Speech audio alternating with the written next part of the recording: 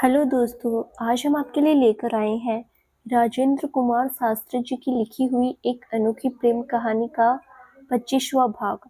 अगर आपने इस कहानी के पहले के 24 भाग नहीं देखे तो उनका लिंक मैंने इस वीडियो के डिस्क्रिप्शन बॉक्स में दे दिया है, आप वहां जाकर देख सकते हैं। तो चलिए आगे की कहानी शुरू करते हैं। शाम के करीब 7 बज रहे थे। मौसम अब भी काफी बिगड़ा हुआ था। आज दिन में बारिश हो रही थी, इस वजह से ठंड भी काफी ज्यादा बढ़ चुकी थी। लखनऊ का तापमान अचानक ही काफी ज्यादा बिगड़ गया था। यही वजह थी कि अदिति को उसकी मामी ने बाहर आने से मना किया था। उसे हॉस्पिटल से डिस्चार्ज आज सुबह ही किया गया था और फिलहाल उसकी तबीयत काफी बेहतर थी, लेकिन बावजूद इसके वो काफी ज्यादा बेचैन नजर आ रही थी। उसे रुद्र से ज्यादा आज अपने पापा की याद आ रही थी। उसे लग रहा था कि अगर एक बार उसके पापा ने आज बात हो जाती तो वो जरूर उन्हें रुद्र से बात करवाने के लिए कहेगी, ताकि वो उसकी सौतेली माँ की सच्चाई उसे बता सके। यही नहीं, जब उसे पता चला कि रुद्र के पापा ने सुसाइड कमिट कर लिया है, तब से ही उसे शक हो रहा था कि हो ना हो उसके पापा का कत्ल किया गया है, ना कि उन्होंने सुसाइड किया है। हालांकि 2 दिन बीत जाने के बावजूद भी अदिति को अभी तक उसके पापा के गंभीर रूप से घायल होने के बारे में उसके घर वालों ने कुछ भी नहीं बताया था, क्योंकि इससे अदिति की तबीयत फिर से बिगड़ सकती थी। लेकिन उसको ना बताए जाने के बावजूद भी अदिति काफी परेशान थी। उसे अजीब सा एहसास हो रहा था। वो यही सोच रही थी कि आखिर उसके घर में ऐसा क्या हुआ है जिसकी वजह से उसे इतनी ज्यादा बेचैनी महसूस हो रही है। तभी अचानक से उसके रूम का दरवाजा खुला। उसने देखा उसके सामने उसकी मामी थी। उनकी आंखें नम थी। आज घर में उसकी मामी और वो दो ही थे, क्योंकि उसके मामा जरूरी काम को लेकर घर से बाहर गए हुए थे, तो वहीं उसका कजिन ब्रदर दिल्ली में स्टडी करता था। अचानक से यूं ही अपनी मामी की आंखों में आंसू देखकर वो बोली, क्या हुआ मामी, आप इतनी उदास क्यों नजर आ रही है और आपकी आंखों में आंसू? कुछ नहीं बेटा, वो ऐसे ही। उसकी मामी ने जल्दी से अपने आंसू पोंछे और उसके बाद उसे गले से लगा लिया। वो उसकी पीठ को सहला रही थी। अदिति को समझ नहीं आ रहा था कि आखिर उसकी मामी उसके साथ इतना अजीब बिहेव क्यों कर रही है। उसने एक बार फिर से पूछा, मामी देखो, मेरा दिल वैसे भी बहुत तेज धड़क रहा है। ऐसा लग रहा है जैसे बहुत कुछ बुरा हुआ है। वो आप बताती क्यों नहीं है, हुआ है क्या? और आप पापा से बात क्यों नहीं करवा रही है मेरी? उसने दुखी होकर अपनी मामी से पूछा। इस दौरान उसकी आंखों से लगातार आंसू बह रहे थे। तू फिक्र मत कर, सब ठीक होगा। वो तुम्हारे मामा ने बुलाया है, उसकी मामी ने कहा। पर कहाँ और इस वक्त? उसने सवाल भरी निगाहों से देखते हुए पूछा। तू सवाल बहुत करती है लड़की, जल्दी से कपड़े चेंज कर और चल, तब तक मैं ड्राइवर को गाड़ी निकालने के लिए बोलती हूँ। उसकी मामी इतना कहते हुए उसके रूम से बाहर चली गई। तो वहीं दूसरी तरफ अदिति अब सोचने पर मजबूर हो गई थी कि आखिर ऐसा क्या हुआ है जिसकी वजह से उसकी मामी की आंखों में आंसू थे। यही नहीं, उसकी मामा ने उसे कहाँ बुलाया है और क्यों? इस दौरान उसकी बेचैनी और ज्यादा बढ़ चुकी थी। खैर, आखिरकार वो ज्यादा वक्त न जाया करते हुए अपने बिस्तर से खड़ी हुई और चेंज करने के लिए वॉशरूम में चली गई। कुछ ही देर में वो और उसकी मामी दोनों ही लखनऊ की सिटी हॉस्पिटल की तरफ निकल पड़ी। गाड़ी जैसे जैसे उसी हॉस्पिटल की तरफ बढ़ रही थी जिसमें अदिति पहले से ही एडमिट थी। अदिति की हार्ट बीट्स काफी ज्यादा बढ़ रही थी। उसे समझ नहीं आ रहा था अब आखिर कौन सी अनहोनी होगी। कुछ ही देर में उन दोनों को गाड़ी ने हॉस्पिटल पहुंचा दिया, जिसके बाद वो दोनों उतरकर इमरजेंसी वार्ड की तरफ चली गई। क्या बात है मामी, आप मुझे यहाँ क्यों लेकर आई है? मामा ने हमें यहाँ क्यों बुलाया है? वो भी तुम्हारी रिपोर्ट्स को लेकर। डॉक्टर को तुमसे बात करनी होगी, इसीलिए उन्होंने तुम्हारे मामा को बोला होगा। उसकी मामा की शक्ल से ही लग रहा था जैसे वो उससे कुछ छिपा रही है। आप मुझसे कुछ छिपा रही है? I know. अरे मैं कुछ नहीं छिपा रही हूँ। तुम्हारे मामा ने खुद मुझे नहीं बताया है, बस इतना बताया है कि जल्दी से तुम्हें लेकर हॉस्पिटल आ जाऊं मैं। मुझे भी टेंशन हो रही थी, इसी वजह से मैं काफी परेशान हूँ। उसकी मामी भी दुखी होकर बोली। इस दौरान उन्होंने अपने कदम तेजी से बढ़ाए। अदिति के दिमाग में अजीब से ख्याल आ रहे थे। वो कुछ ही देर में इमरजेंसी वार्ड के अंदर पहुंच गए, जहां रूम नंबर 22 के आगे उसे उसके मामा खड़े दिखाई दिए। अदिति ने दूर से ही आवाज लगाई, मामा।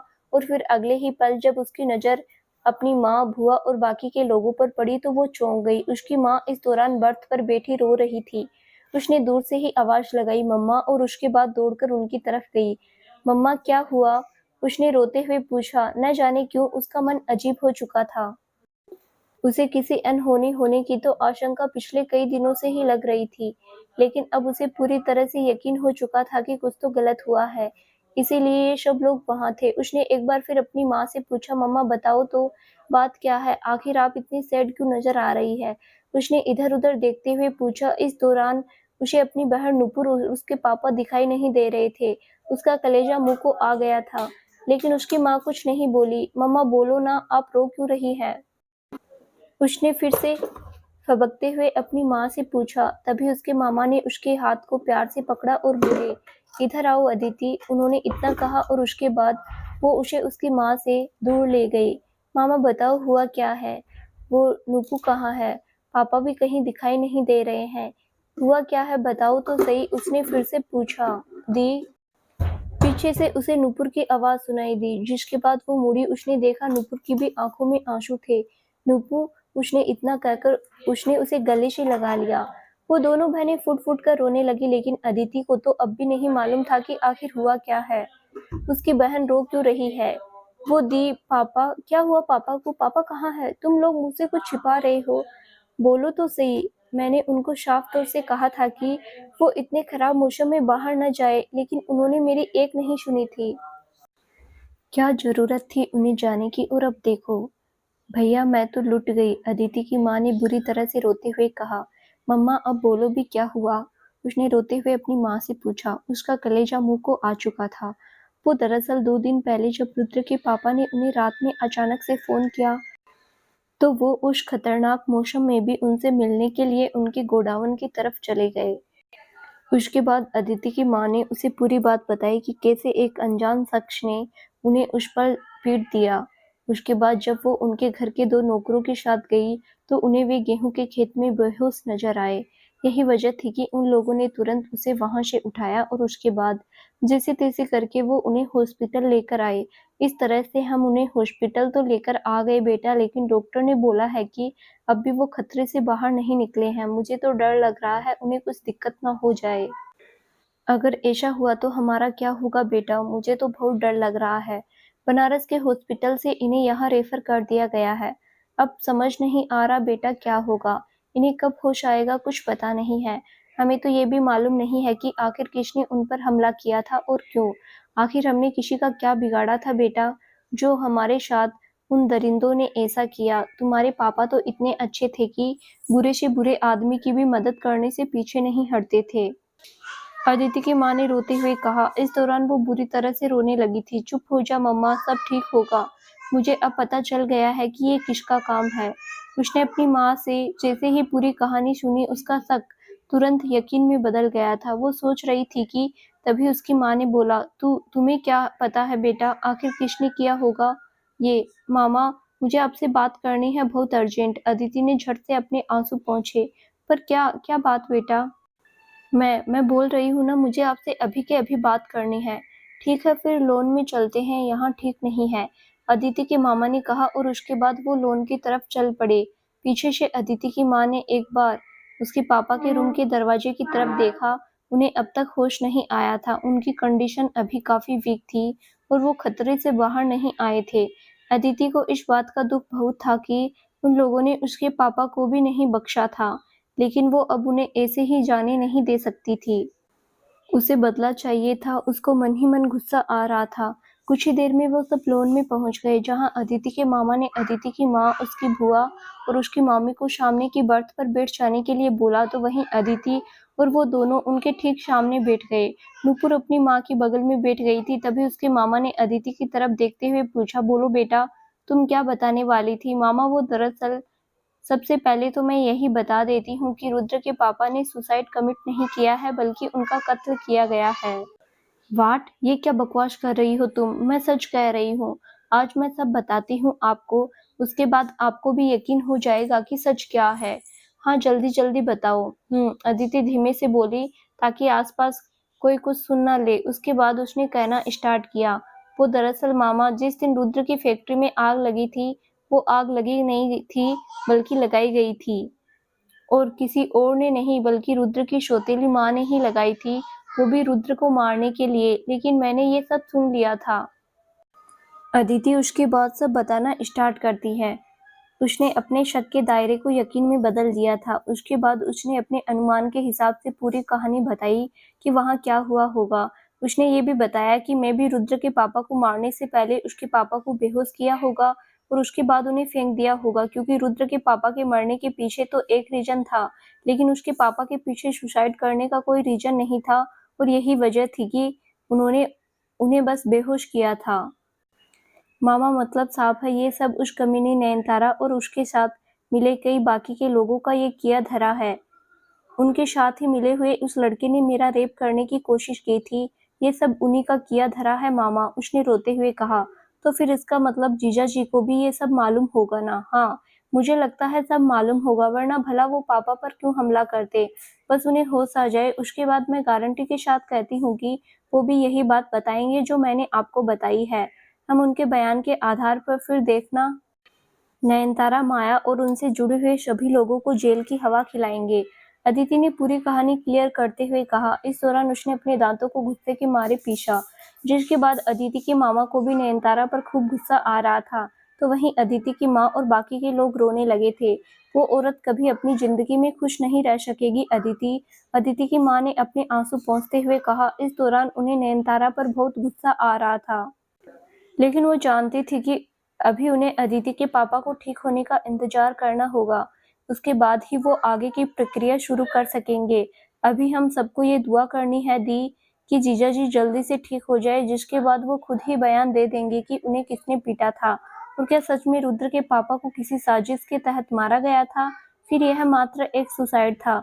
उसके मामा ने कहा। हाँ मामा, आप सही कह रहे हैं। फिलहाल हमें प्रार्थना करनी चाहिए कि पापा ठीक हो जाए, अदिति बोली। इस दौरान उसने अपने गले के लॉकेट को निकालकर माथे पर लगाया। उस पल उसे रुद्र की बहुत याद आ रही थी, लेकिन उसे लग रहा था कि अगर उसने फिलहाल रुद्र को फोन करके उसकी सौतेली माँ की हकीकत बताई तो फिर भावनाओं में बहकर वो अपनी सौतेली माँ को जान से भी मार सकता है। वो उसके गुस्से से अच्छी तरह से वाकिफ थी। यही वजह थी कि वो सब कुछ प्लान करके ही करना चाहती थी। इधर जहां एक तरफ अदिति रुद्र के बारे में सोच रही थी, तो वहीं दूसरी तरफ रुद्र अदिति को लेकर अब भी गलत ही सोच रहा था। हालांकि उसके दिमाग में अब अदिति से ज्यादा उसके पिता थे। वो पिछले 2 दिनों से काफी ज्यादा उदास रहने लगा था। उसकी तबीयत भी अब काफी ज्यादा खराब रहने लगी थी। इस दौरान नयनतारा ने उसे प्यार से संभालने का नाटक जारी रखा, जिससे इस मुश्किल घड़ी में रुद्र को लगने लगा था कि उसकी सौतेली माँ सच में बहुत अच्छी है। तो वहीं दूसरी तरफ अदिति को अब उस पल का इंतजार था जब उसके पापा को होश आ जाएगा। और इस तरह से मैंने उस दिन सबको सच बताया था। हम सबको उम्मीद थी कि मेरे पापा को जल्द ही होश आ जाएगा, लेकिन लगातार इलाज चलने के बावजूद भी मेरे पापा को होश नहीं आया था। उनकी कंडीशन लगातार खराब होती जा रही थी और हम सबकी प्रार्थनाएं लगातार असफल हो रही थी। आपको अपने पापा का खोने का जितना गम हो रहा था, उतने ही मुझे मेरे पापा के कोमा में चले जाने का गम सता रहा था। हम सबको लग रहा था अब शायद ही वो कभी वापस ठीक हो। फिर तभी एक दिन हमें वो सच जानने को मिला जिसके बारे में हम सबने कभी सोचा भी नहीं था। अदिति ने रोते हुए रुद्र से कहा। वो अपनी उस दर्दनाक कहानी को अंजाम तक पहुंचाने ही वाली थी कि फिर अचानक से बोलते बोलते रुक गई। सुबह के उस वक्त अब 4 बज रहे थे। अभी भी दिन निकलने और नर्स के वहां आने में 2 घंटे बाकी थे और जैसे तैसे करके उन 2 घंटों में कहानी को खत्म करना था। हालांकि कहानी बताने के दौरान रुद्र की तरफ से कुछ खास रिस्पॉन्स नहीं मिल रहा था, मानो वो उससे अब भी नाराज हो। उसकी हार्ट बीट्स अब सामान्य हो चुकी थी, जैसे पहले हो रखी थी। यही वजह थी कि अब रुद्र की इस तरह की कंडीशन को देखकर अदिति को बहुत बुरा लग रहा था। उसे अब इस बात का जरा सा भी पता नहीं था कि क्या उसका रुद्र ठीक होगा भी या नहीं। इस दौरान उसकी आंखों से लगातार आंसू बह रहे थे। मैं समझ रही हूँ आपको कौन से सवालों के जवाब चाहिए, लेकिन पहले मैं इस कहानी को तो खत्म कर लूँ कि आखिर मैं और मेरा परिवार आपकी मदद क्यों नहीं कर सके थे। लेकिन हाँ, आई एम श्योर मेरी जिंदगी के दूसरे काले दिन के बारे में जानकर आपको भी अफसोस तो होगा, मगर आप फिर मुझे गलत नहीं समझेंगे, इस बात का मैं वादा करती हूँ, उसने रोते हुए कहा। आखिर अदिति की जिंदगी में वो दूसरा काला अध्याय कौन सा था जिसकी वजह से रुद्र उससे खफा हो सकता है। करीब 2 हफ्ते बाद पूरे 2 हफ्ते बीत चुके थे। अदिति के मामा के घर अदिति सहित उसकी पूरी फैमिली लिविंग रूम में बैठी हुई थी। अदिति की माँ, उसकी बुआ और बाकी सब बुरी तरह से रो रही थी। उसकी माँ ने रोते हुए कहा, भैया अब हमारा क्या होगा, हम कैसे जिएंगे, मेरी तो 2 बच्चियां ही हैं, आखिर हमारा फार्म कौन संभालेगा। भगवान ने आखिर क्यों किया हमारे साथ ऐसा? उसकी माँ ने रोते हुए अपने भाई से कहा, मैं समझ सकता हूँ तारा, मगर अब हम कर भी तो क्या सकते हैं? शायद हमारी किस्मत में यही लिखा होगा। आखिर कौन सोच सकता है कि 15-20 दिन पहले हमारे पूरे परिवार में सब कुछ ठीक चल रहा होगा और फिर अचानक से ही ये सब हो जाएगा। आखिर हमने किसी का क्या बिगाड़ा था? उसके मामा ने उसकी माँ को गले से लगाते हुए कहा। इस दौरान वो उनको सांत्वना दे रहे थे तो वहीं अदिति भी रो रही थी। उसके पापा को घर लाया जा चुका था। वो एक रूम में बिस्तर पर लेटे हुए थे। अदिति खड़ी होकर उनके कमरे की तरफ जाती है और अंदर घुसने से पहले ही दरवाजे को पकड़कर बुरी तरह से रोने लगी। तभी उसकी मामी खड़ी होकर उसके कंधे पर हाथ रखते हुए बोली, अब तुम्हें खुद को संभालना होगा अदिति। एक तुम ही हो जो इस घर को अब संभाल सकती हो बेटा। आखिर तुम कमजोर पड़ गई तो फिर दीदी का क्या होगा? उन्होंने अदिति को गले से लगाते हुए समझाया, जिसके बाद अदिति फूट-फूट कर रोने लगी। लेकिन मामी आखिर मैं कैसे इतना बड़ा घर संभाल सकूंगी? मुझे कुछ समझ नहीं आ रहा है। वक्त सब कुछ संभालना सिखा देता है बेटा, सब कुछ। उन्होंने इसे सांत्वना देते हुए कहा, जिसके बाद अदिति कई देर तक रोती रही। इस दौरान उसकी माँ भी अकेले रो रही थी। उन सबको समझ नहीं आ रहा था आखिर अब वो क्या करे। नुपुर और भौजी की भी आंखों में आंसू थे। भौजी अब पूरी तरह से उनके घर पर रहने के लिए आ गई थी क्योंकि उनके पति के साथ उनका झगड़ा हो गया था। वो पिछले 1 साल से उनके घर पर रह रही थी तो वो अदिति के पापा की छोटी बहन थी। इस वजह से वो उसे बहुत प्यार करते थे, लेकिन जिस तरह की उनकी सोच रही थी उससे अदिति की माँ को यही लग रहा था कि वो उनके घर को चलाने में उनकी मदद करने से ज़्यादा राह का रोड़ा ही बनेगी। लेकिन अपने पति को दिए गए इस वादे की उन्हें लाज रखनी थी कि मैं भले ही आपकी बहन की भाभी हूँ, लेकिन मैं कभी उनको ऐसी बात नहीं कहूँगी जिससे उन्हें ऐसा लगे कि अब वो उनका घर नहीं है।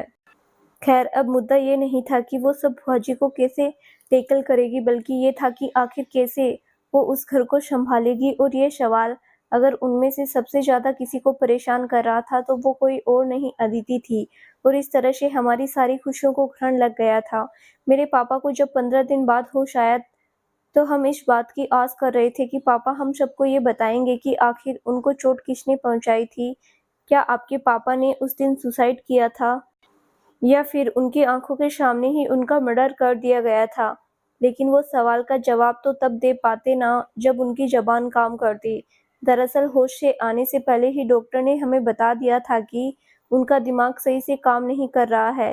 वो उनके शारीरिक अंगों से अच्छे से कम्युनिकेट नहीं कर पा रहा है और ऐसे में उन्हें लकवा मार सकता है। इसके पीछे उन्होंने हमें ये रीज़न बताया था कि उनकी जो चोट लगी थी वो दिमाग पर लगी थी और इस वजह से मे बी दिमाग का कुछ हिस्सा डैमेज हो चुका था। साथ ही वो कई देर तक बारिश में भी भीगते रहे थे। हो सकता है इस वजह से उनकी कंडीशन खराब हो गई हो। खैर, जो कोई भी हो, पापा को पैरालिसिस होते ही हम सबकी ये उम्मीद कि अब सच का पता चल जाएगा और हम ठोस सबूतों के साथ आपकी सौतेली माँ पर केस करेंगे, वो धूमिल हो चुकी थी। लेकिन फिर भी मैं हार नहीं मानने वाली थी। मैंने फिर भी ठान लिया था कि अगर मैंने आपकी सौतेली माँ का सच पुलिस तक नहीं पहुँचाया तो फिर वो एक ना एक दिन आपको भी नुकसान पहुंचा सकती है। यही वजह थी कि फिर उस दिन मैंने ये सब अपने मामा और मेरी मामी के साथ डिस्कस करने का सोचा था।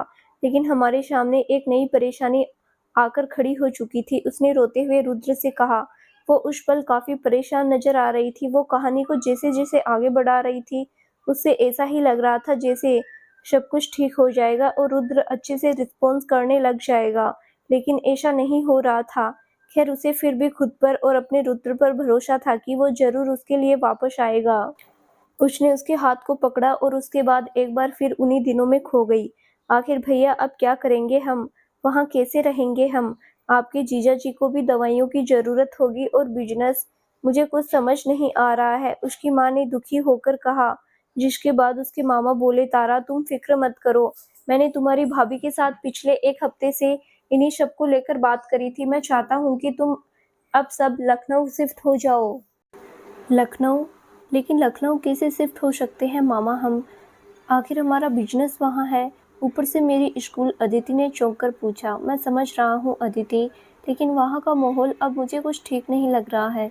मुझे अब किसी पर भी भरोसा नहीं है। जैसे कि तुमने रुद्र की सौतेली माँ के बारे में बताया है, वो रुद्र को मारना चाहती थी और उसके बाद हो सकता है उन लोगों ने ही रुद्र के पापा को मारा हो सकता है जीजा जी पर ही उन्हीं लोगों ने हमला करवाया हो। ऐसे में तुम लोग वहाँ सेफ कैसे रह सकती हो? ऊपर से वहाँ कोई आदमी भी नहीं है, तुम सब लेडीज ही लेडीज हो उधर, मैं तो यहाँ रहूँगा, जीजा जी का भी इलाज चलेगा, क्या पता वो अब ठीक हो जाए। अगर ऐसा हुआ तो हमारे लिए बहुत फ़ायदे की बात होगी, मगर अभी तो हमें सेफ्टी और बाकी की बातों पर ध्यान देने की ज़रूरत है। मामा आप इतना डर क्यों रहे हैं? रुद्र की सौतेली माँ को सज़ा मैं दिलवा कर रहूँगी ना। तुम उसे सज़ा दिलवा कर रहोगी या फिर अपने घर को संभालोगी अदिति? अगर तुमने उस पर केस को ओपन करवाने की कोशिश की जिसमें तुम्हारे पास सबूत के तौर पर कुछ नहीं है, तो कैसे कोई तुम्हारी सुनेगा बोलो? ऊपर से तुम्हें लगता है रुद्र तुम्हारी सुनेगा?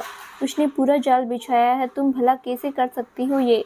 कोर्ट के चक्कर काटना और भी कई सारी दिक्कतें होगी। अगर तुम इसमें कूदी तो तुम्हें लगता है वो लोग हमारी फैमिली को छोड़ेंगे? इसलिए बेटा अभी तुम्हें बहुत सोच समझकर कदम उठाने चाहिए। पर मामा पर क्या लड़की, आखिर तुम्हें क्या मतलब है उनसे? मेरे भैया की ऐसी हालत हो गई है, आखिर उन्हीं लोगों ने तो की होगी ना। अब मैं इस घर को और बर्बाद होते हुए नहीं देख सकती हूँ। तुम्हारे मामा बिल्कुल सही कह रहे हैं। भाई साहब आप बताओ अब हमें क्या करना चाहिए? उसकी भुआजी बोली। मेरे हिसाब से बहन जी हमें बनारस वाली सारी प्रॉपर्टी बेच देनी चाहिए, उसके बाद यहाँ शिफ्ट हो जाना चाहिए। यहाँ मैं आपको एक अच्छा सा घर दिलवा दूंगा और उसके बाद हम कोई एक छोटी सी कंपनी खोलेंगे जिसे शुरुआत में मैं संभाल लूंगा। अदिति को बिजनेस की नॉलेज हो जाएगी, उसके बाद ये संभालने लग जाएगी। अदिति के मामा ने मुस्कुराकर कहा, पर मामा मैं ऊपर से यहाँ पर मेरी पढ़ाई, बेटा जिस तरह की तुम्हारे घर की कंडीशन है तुम्हें ये सब करना होगा। अब बनारस में रहना तुम सबके लिए सेफ नहीं है। ऊपर से जीजा जी का इलाज भी तो लगातार करवाना होगा ना, और वहाँ पर रहने पर ये पॉसिबल है? आखिर कौन जीजा जी को बनारस से यहाँ लेकर आएगा बोलो अदिति? उसके मामा ने उसे फिर से समझाया, जिसके बाद अदिति की माँ बोली, हाँ भैया आप सही कह रहे हैं, हमारे पास और कोई दूसरा ऑप्शन तो नहीं है बेटा, हम सबको साथ मिलकर चलना होगा और अभी नयनतारा के बारे में कुछ भी नहीं सोचना है। मैं रुद्र को अपने बच्चे के जैसा मानती हूँ, लेकिन भला हम कर भी क्या सकते हैं? पर उसे सच तो बताना होगा ना, मैं उससे बात करना चाहती हूँ आखिरी बार, अदिति ने कहा। अदिति तुम समझ क्यों नहीं रही हो? अगर हमें रुद्र को कुछ भी बताने की कोशिश की तो फिर अनर्थ हो जाएगा। तुम्हें क्या लगता है फिर वो लोग हमें छोड़ देंगे? उसके मामा ने इस बार उसे लगभग डांटते हुए कहा, जिसके बाद वो रोने लग गई। वो रुद्र की हेल्प करना चाहती थी, वो उसकी सौतेली माँ का सच बताना चाहती थी, लेकिन उसकी अपनी मजबूरियां थी। वो अपनी फैमिली के खिलाफ भी तो नहीं जा सकती थी। यही नहीं, उसे उस दिन का अपने साथ हुआ वो मंजर अब तक याद था, जिसकी वजह से वो डिप्रेशन में जाने से बाल बाल बची थी। जब वो अपने घर की तरफ आ रही थी और विराज ने उसे दबोच लिया था, उसे वो सब याद था। मतलब साफ था, अगर वो उनके खिलाफ जाने की उस पल कोशिश करते तो निस्संदेह जो अंजाम होता वो बेहद भयानक होता। यही वजह थी कि उसे अब अपने मामा के कहे अनुसार ही चलना था, लेकिन उसके दिमाग में अब यह सवाल सबसे ज्यादा जरूर कौंध रहा था कि आखिर क्या वो उसका बिजनेस संभाल सकेगी? इस तरह से मेरी फैमिली के लोगों ने डिसीजन लिया कि हमें बनारस छोड़कर लखनऊ शिफ्ट हो जाना चाहिए। मैं अच्छे से जानती हूँ कि आपकी सौतेली माँ आपके खिलाफ कोई न कोई साजिश करेगी, लेकिन मैंने आपके मेरे कान्हा जी के हवाले छोड़कर आई थी। वो रोते हुए यही बोला था कि वो आपकी रक्षा करे। हमें मामा ने दोबारा बनारस तक आने नहीं दिया था। हमारे फार्म की सारी जमीनें, फैक्ट्री, बाकी सब उन्होंने ही बेचा था। हम करीब 2 महीने तक मामा के घर पर ही रहे। उसके बाद मामा ने हमें ये घर खरीद कर ले दिया था जिसमें अब हम रहते हैं। सच कहूँ तो मैंने अपने हर गम को अपने दिल में दबाकर ही रखा। आपसे बिछड़कर यहाँ नई जिंदगी की शुरुआत करना मेरे लिए कितना मुश्किल होगा, ये आप खुद अंदाजा लगा लीजिए। मैं आपकी सौतेली माँ के बारे में सब बताना चाहती थी, लेकिन कैसे मुझे कोई आइडिया नहीं था। मैंने आपके फ़ोन पर आपको कॉल भी किया था, लेकिन वो नंबर स्विच ऑफ बता रहा था। शायद आपकी सौतेली माँ ने आपके मोबाइल को ही खराब कर दिया हो। खैर, बड़ी मुश्किल से हम लखनऊ में सेटल्ड हुए। मेरे मामा ने मेरी टीसी भी गाहे बगाए स्कूल से कटवा ली और उसके बाद मुझे दोबारा 12वीं में एडमिशन लेना पड़ा। हालांकि मैं रेगुलर नहीं जा पाती थी, मैंने साथ में मामा जी से बिजनेस की बारीकियां सीखी। इस दौरान न जाने कितनी ही बार मुझे आपकी याद आती, कितनी बार मैं रोती और परेशान हो जाया करती। नुपुर भी जानती थी कि मैं क्यों रोती हूँ, लेकिन मैंने बस कान्हा जी से एक ही बात कही, भले ही मुझे कितना ही दुख क्यों ना दे दो आप, मेरे रुद्र को खुश रखना। हालांकि इस दौरान मैंने सदा आपसे फिर से मिलने के सपने देखने जारी रखे। उठते बैठते मुझे बस आप ही याद आते। जिंदगी बहुत मुश्किल से कट रही थी। पापा की तबीयत में भी कोई सुधार देखने को नहीं मिल रहा था। इस तरह से कब पूरा 1 साल बीत गया पता ही नहीं चला। मैं कॉलेज में हो चुकी थी और साथ में हमारा बिजनेस भी अच्छा खासा चल पड़ा था। इस दौरान मेरी जिंदगी पटरी पर आती हुई दिखाई देने लगी थी। अब हम सुकून की जिंदगी जी रहे थे, किसी तरह का डर नहीं था। हालांकि रह रहकर आपकी याद तो सताती ही रहती थी। इसी दौरान मुझे मेरी दोस्त ने बताया कि रुद्र की भी टीसी मेरी टीसी के कट जाने के 2 दिन बाद करवा ली गई थी। आखिर क्यों, इसका कारण मुझे उसने नहीं बताया, लेकिन हाँ, उसने ये जरूर बताया था कि आप लोग भी वहाँ की जमीनें और पूरा फार्म बेचकर दिल्ली चले गए हैं। उसके बाद मुझे आपके बारे में कुछ पता नहीं चला। एक रोज मेरी दोस्त शानवी ने मुझे लखनऊ के ही एक बड़े बिजनेसमैन की पार्टी में चलने के लिए कहा। पहले तो मैंने मना कर दिया था क्योंकि मैं वहाँ जाना नहीं चाहती थी, लेकिन बाद में उसने लगातार मुझसे कहा तो मैं और नुपुर दोनों ही उसके साथ जाने के लिए राजी हो गए। काले अक्षरों में चमकता हुआ वो बड़ा-सा नाम, होटल किंग प्लेस, आज भी मुझे बखूबी याद है। वो काला दिन, एक ऐसा काला दिन जिसे मैंने अपनी ज़िंदगी में भुलाने की तो बहुत कोशिश की, लेकिन कभी भुला नहीं सकी। सब याद है मुझे। मेरे दामन पर लगा वो दाग मैं ज़िंदगी में कभी साफ करने की कोशिश भी करूँगी ना, तो भी उस दाग को मैं मिटा नहीं सकूँगी। मेरे पापा को लकवा मार गया तब मैं बहुत हर्ट हुई। आपसे अलग हुई तब भी बहुत हर्ट हुई। जब आपकी सौतेली माँ का असलियत का पता चला तब भी बहुत बुरा लगा था। जब आपके पापा की डेथ हुई तब भी बहुत ज़्यादा बुरा लगा, लेकिन मेरी ज़िंदगी में उससे भयानक दिन कभी नहीं आया। आज मैं आँखें मूंदती हूँ तो मुझे वो शख्स याद आ जाता है। I am really sorry, I know. आपको जब मेरी प्रेगनेंसी रिपोर्ट मिली तो उसी सवाल ने आपको सबसे ज़्यादा कचोटा होगा, लेकिन सच कह रही हूँ, मैं आपको सब कुछ बता देना चाहती थी। लेकिन मेरी बदकिस्मती ये रही कि मैं चाहकर भी आपको कुछ बता नहीं सकी, पर आज बताऊँगी। आज मैं वो हर राज बताऊँगी जो आपको अंदर ही अंदर खाए जा रहा है, और कुछ नहीं छिपाऊँगी। फिर चाहे आप मुझे अपनी ज़िंदगी से निकाल कर ही क्यों ना फेंक दें। अदिति ने रोते हुए कहा, और उसके बाद उसने उसे गले से लगा लिया। उसने उसे सब कुछ बताने के लिए हामी तो भर ली थी, लेकिन क्या वो ये उसे बता सकेगी? ये एक बड़ा सवाल था। घड़ी की सुई सरपट दौड़ रही थी। अब हॉस्पिटल के कॉरिडोर में चहल-पहल होने लगी थी। अभी सुबह के 4:30 बजने वाले थे। ऐसे में 5 बजे बाद पहला चेकअप करने के लिए डॉक्टर और नर्स रुद्र के रूम में आने वाले थे। दिन होते ही फिर उसके लिए यह कहानी आगे कंटिन्यू करना काफ़ी मुश्किल होने वाला था, क्योंकि उसके बाद नयनतारा, रुद्र की माँ, दादी माँ माया आने वाली थी। ऐसे में फिर उसे घर जाना पड़ेगा। फिर शायद रुद्र उसी जोन में वापस जा सकता है, ये वो अच्छे से जानती थी। वैसे भी डॉक्टर उसके साथ इस तरह का एक्सपेरिमेंट जारी रखे, ये भी तो ज़रूरी नहीं था। लेकिन अदिति अब खुद को काफ़ी थका हुआ सा फ़ील कर रही थी। पूरी रात वो काफ़ी ज़्यादा रोई थी और इस दौरान उसका सिर भी दर्द कर रहा था। यही नहीं, रुद्र को कहानी बताने के दौरान वो एक पल भी नहीं सोई थी। इस वजह से उसका सिर दर्द कर रहा था। यही वजह थी कि अपने आप को तरोताज़ा करने के लिए उसने एक बार वॉशरूम जाने का डिसीजन लिया। वो हाथ-मुँह धो लेना चाहती थी ताकि फिर से अच्छे से कहानी को आगे कंटिन्यू कर सके। उसने इस दौरान रुद्र के माथे को चूमा और उसके बाद बोली, आई लव यू, मैं कुछ ही देर में आ रही हूँ। उसने इतना कहा और उसके बाद वहाँ से खड़ी होकर रूम से बाहर निकल गई। बाहर कॉरिडोर में रूबल भी जाग रही थी। उसने जैसे ही अदिति को देखा, रूबल खड़ी होकर, अब कैसे हैं छोटे मालिक? अभी तक तो हालत वैसी ही स्थिर बनी हुई है। उनकी नाराज़गी कुछ ज़्यादा ही है मुझसे, उसने दुखी होकर कहा। इस दौरान उसकी आँखों में आँसू झलक पड़े थे। सब ठीक हो जाएगा छोटी मालकिन, आप फ़िक्र मत करो, आई होप। आप इतना वीक क्यों लग रही है? अपसेट मत हो जाओ, मैं बोल रही हूँ ना, सब ठीक होगा। रूबल ने बड़े ही प्यार से उसे समझाया। हाँ, पर वो मैं अपसेट नहीं थी। वो मेरा सिर दर्द कर रहा है, सो मैं हाथ-मुँह धोकर आ रही हूँ। तब तक तुम इनका ध्यान रखना, ओके? वैसे आप चाहो तो मैं पैरासिटामोल लेकर आऊँ आपके लिए? उसने मुस्कुराकर पूछा। वो इतना बोलकर वॉशरूम की तरफ चली गई तो वहीं दूसरी तरफ रूबल ने रुद्र के रूम का दरवाजा खोला, जो बिस्तर पर लेटा हुआ था। वेंटिलेटर मशीन में उसके हार्ट बीट्स अब साफ नजर आ रही थी।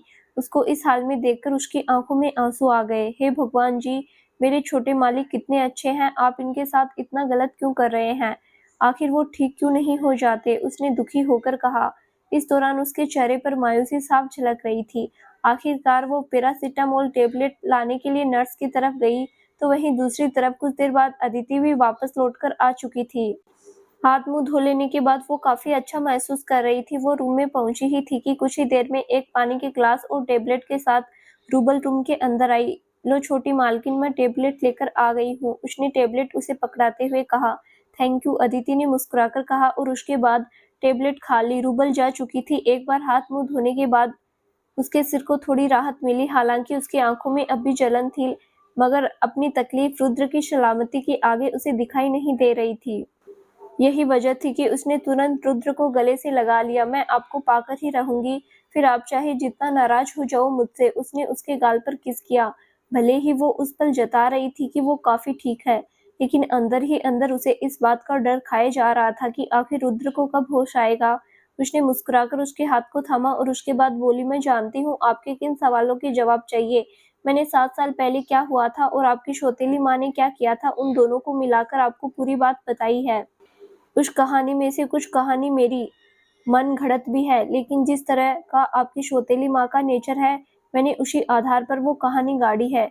कुछ जगह में गलती भी हो सकती है, लेकिन जहाँ तक मेरा मानना है, मैंने जो बताया है वो लगभग सच है। खैर, अब मैं अपनी जिंदगी के उस काले दिन के बारे में बताना चाहती हूँ, जिसने पूरी तरह से मेरी जिंदगी को बर्बाद कर दिया। मैं अपने ही परिवार वालों की नजरों में गिर गई थी।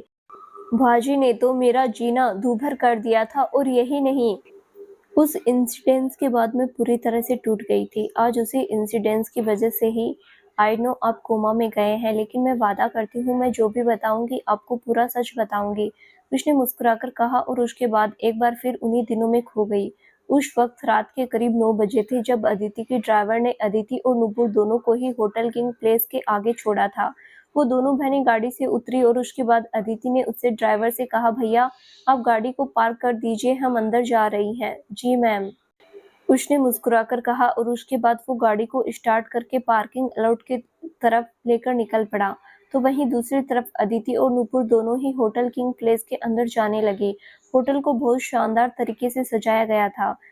जबरदस्त तरीके से लाइटिंग की गई थी। पूरा होटल तारामंडल सा रोशनी में सराबोर था। होटल की सजावट को देखकर ऐसा लग रहा था जैसे हजारों जुगनियों की फौज होटल पर उतर आई है। वाव दी, ये होटल कितना खूबसूरत है। आखिर सच में ये संजय सिंघानिया कितना अमीर शख्स होगा, ये तो इस होटल की डेकोरेशन से ही पता चल रहा है ना। तभी तो देखो कितना खर्चा किया है इसने, नूपुर बोली। लग तो ऐसा ही रहा है, चलो अंदर की तरफ चलते हैं, अदिति बोली और उसके बाद वो अपनी बहन के साथ अंदर चली गई। तभी उसका फोन बजा। उसने देखा सानवी उसे कॉल कर रही थी। उसने कॉल पिक किया और बोली, hello Saanvi. Hey Aditi, where are you baby, तुम अब तक आई क्यों नहीं? उसने बड़े ही प्यार से उससे पूछा। अरे मैन एंट्रेंस की तरफ देखो, मैं वहां पहुंच गई हूँ। गुड, मैं आ रही हूँ तुम्हें रिसीव करने के लिए, उसने इतना कहा और उसके बाद उसने कॉल कट कर दिया। कुछ ही देर में सानवी सीढ़ियों से नीचे उतरी और उसकी नजर अदिति और पारुल की पर पड़ते ही उसकी आंखों में चमक आ गई। उसने प्यारी सी मुस्कुराहट मुस्कुराकर अदिति से बोला, कम कम चलो, मैं तुम्हें संजय सर से मिलवाती हूँ। अगर वो तुम्हारे साथ कोलैबोरेट करते हैं तो it's good for your company, उसने मुस्कुराकर कहा। ओह थैंक यू, अदिति ने इतना कहा और उसके बाद उसके साथ चल दी। इधर दूसरी तरफ नयनतारा और माया दोनों ही रुद्र को लेकर पार्टी में पहुंची। उन्होंने अपनी गाड़ी को पार्क किया और उसके बाद नयनतारा और माया दोनों ही अंदर चली गई। तो वहीं दूसरी तरफ रुद्र ने कुछ देर बाहर बिताने के लिए कहा। वो काफी अपसेट नजर आ रहा था। उसके चेहरे पर मायूसी थी क्योंकि उसके पापा की डेथ के बाद उसने इस तरह किसी भी पार्टी को अटेंड नहीं किया था, ना ही उसने अपना पिछला बर्थडे सेलिब्रेट किया था। करीब साल भर पहले उसके पापा ने सुसाइड किया था। उसके बाद से ही वो काफी टूट गया था। उसकी अदिति से एक बार भी बात नहीं हुई थी।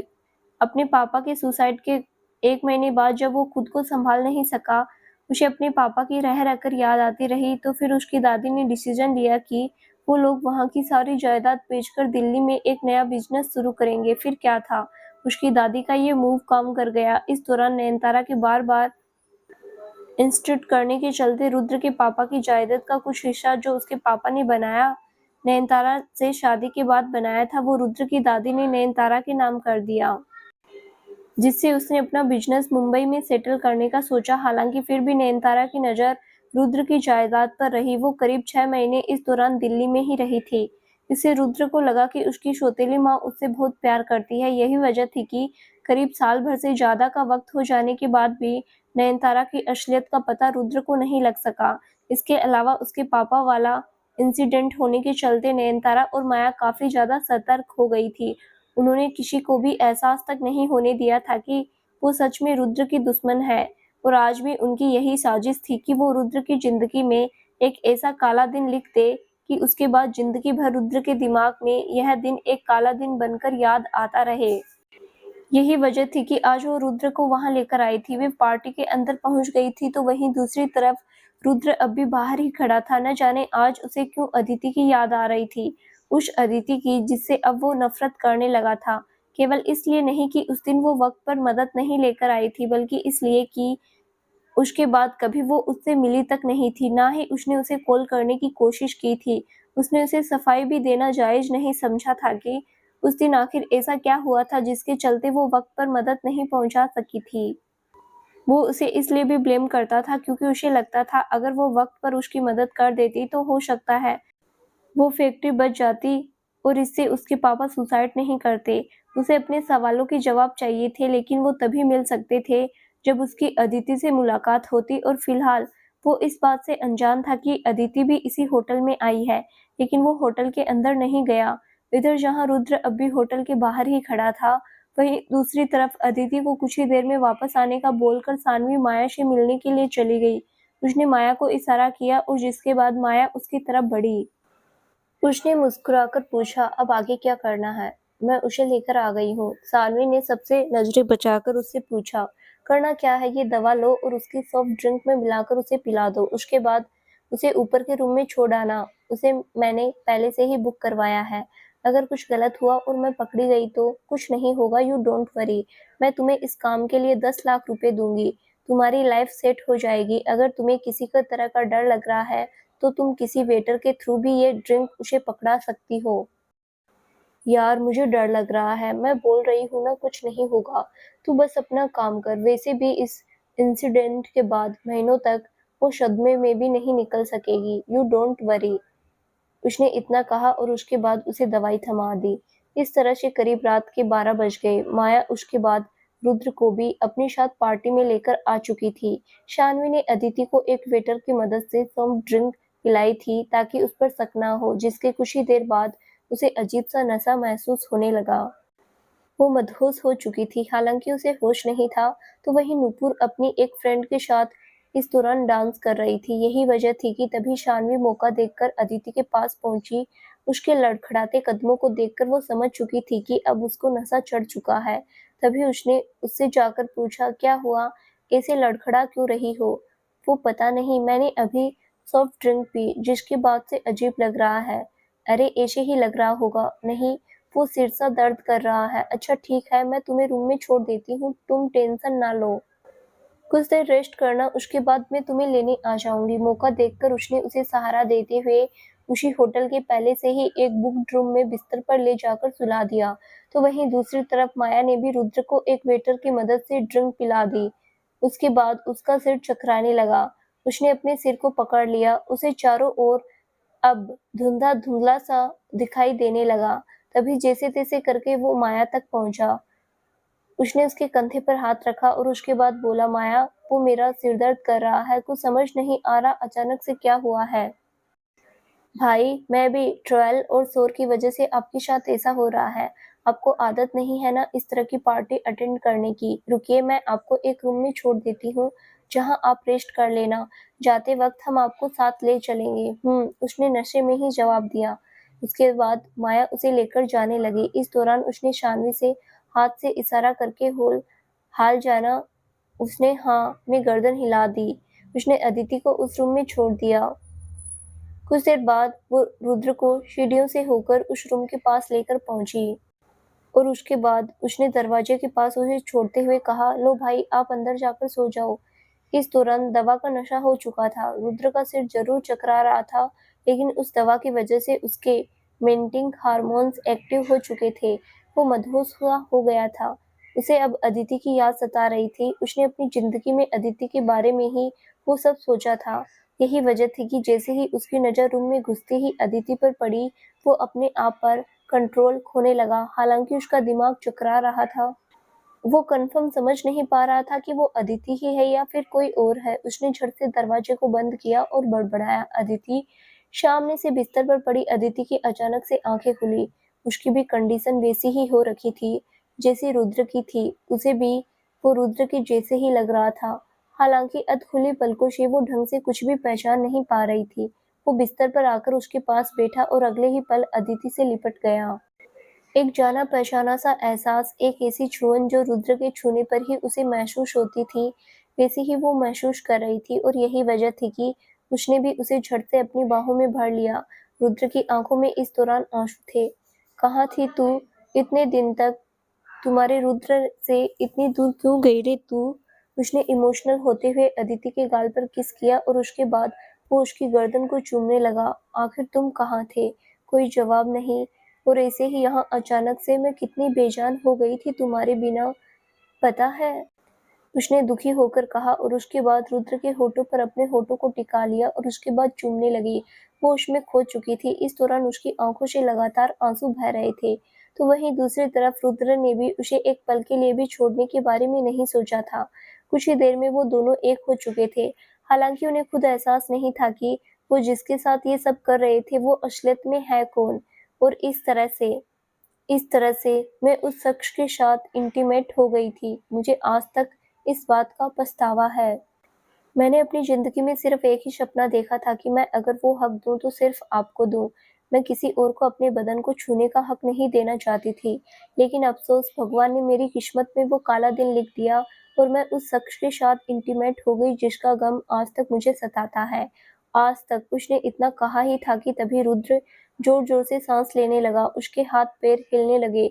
उसकी पूरी बॉडी इस दौरान बुरी तरह से काँप रही थी। ये सब देखकर वो चौंक गई थी कि आखिर ये सब क्या हो रहा है? तभी वो जोर से बोली, डॉक्टर। लेकिन अगले ही पल उसे एहसास हुआ कि उसे अभी डॉक्टर को नहीं बुलाना चाहिए। वो तुरंत बड़बड़ाई, नहीं, मैं आपको पूरा सच बताकर रहूंगी। उसके बाद, हाँ, उसके बाद वो शख्स कहाँ चला गया मुझे एहसास ही नहीं हुआ। मैं जब सुबह उठी तो मेरे तन पर एक कपड़ा नहीं था, बस सिवाय एक चद्दर के। और नूपुर मुझे घूरे जा रही थी। लेकिन असली कहानी तो उसके बाद शुरू हुई। इस दौरान वो रोते हुए बोले जा रही थी तो वहीं रुद्र जोर जोर से बिस्तर पर उछलने लगा। वो एक बार तो डर गई लेकिन उसके बाद उसने उसके हाथ को पकड़ लिया। बस मेरी बात सुन लो, आई लव यू, आप ठीक हो जाओगे, जल्दी से होश में आ जाओ, उसने रोते हुए कहा। उसके बाद वो फिर से बोली, और उसके 1 महीने बाद मुझे उल्टियाँ शुरू हो चुकी थी। मतलब उस रात के बाद मुझे पता चला मैं प्रेग्नेंट हूँ। और जो रिपोर्ट आपने देखी थी वो मेरी ही प्रेग्नेंट रिपोर्ट थी। लेकिन वो आप तक कैसे पहुँची ये एक बड़ा सवाल है। ज़रूर उसमें भी किसी ने साजिश की थी। आई एम रियली सॉरी जो मैंने ये सच आपको नहीं बताया। या यूँ कह लीजिए आपने मुझे बताने ही नहीं दिया। लेकिन अब बता चुकी हूँ, उसने रोते हुए कहा। इस दौरान एक झटके के साथ रुद्र की आंखें खुली। वो जोर से चीखा, अदिति और ऋषि के साथ। आखिर क्या होगा रुद्र को अब? क्या उसे होश आ जाएगा? होश आने के बाद क्या वो उसे माफ करेगा? कैसी होगी उन दोनों की प्रेम कहानी? क्या वो नयनतारा और माया से लेगा बदला?